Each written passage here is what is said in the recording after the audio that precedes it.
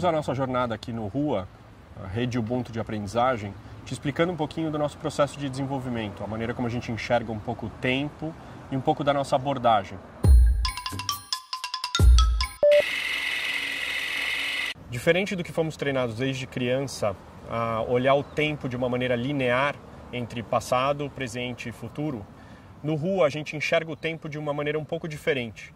A gente enxerga o tempo sob uma ótica do desenvolvimento do ser humano. Como você já deve ter ouvido falar por aí, existem alguns autores que dizem que não existe passado, porque ele já foi, você não tem muito como mexer.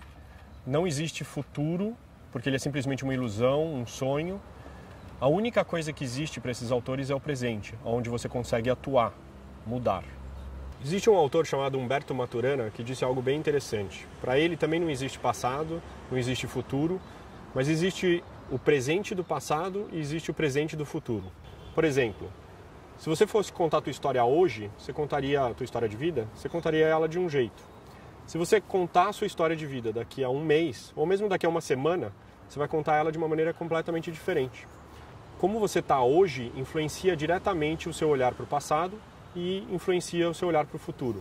Então a gente começa a nossa jornada aqui no Rua olhando sim para o passado, honrando, aprendendo com ele, e depois a gente vai olhar para o futuro para definir nosso propósito, para que direção a gente quer seguir, e finalmente a gente vai voltar para o presente e vamos ficar nele, porque é onde o eu empreendedor atua e constrói esse propósito. Então a gente vai começar pelo nosso passado.